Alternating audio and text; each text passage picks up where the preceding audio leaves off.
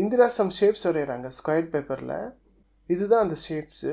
இப்போ ஒவ்வொரு கொஸ்டினாக ஆன்சர் பண்ணுவோம். What is the perimeter of shape C? Shape சின்றது இதுதான்.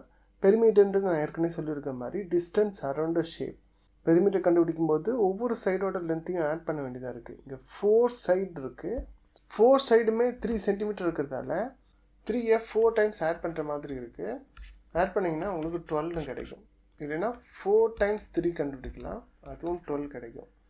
ஸோ இதோட ஆன்சர் வந்து 12 சென்டிமீட்டர். 12 சென்டிமீட்டர் சி ஷேப்புக்கு. Which shape has a perimeter of 10 centimetre? ஒவ்வொரு ஷேப்பாக பார்க்கலாம். எந்த ஷேப்பில் 10 சென்டிமீட்டர் பெரிமீட்டர் இருக்குன்னு பார்க்கலாம். இந்த 2 சைடு ஆட் பண்ணும்போது 7 சென்டிமீட்டர் வந்துச்சு. ஆப்போசிட் சைடும் 7 சென்டிமீட்டர் தான். ஸோ 7 + 7 14 வருது. ஸோ இது வராது. 2 + 3 5. அதே மாதிரி இங்கேயும் 2 + 3 5. ஸோ 5 + 5 10 வரும். So shape A has perimeter 10. What is the perimeter of shape ஏன்னு கேட்குறாங்க. ஷேப் ஏ இது தானே. ஸோ ஆட் பண்ணுவோம். 4 + 3 and 3 + 4. 4 + 3 7. 3 + 4 7. 7 + 7 14. ஸோ ஷேப் ஏவோட பெரிமீட்டர் வந்து 14 சென்டிமீட்டர்.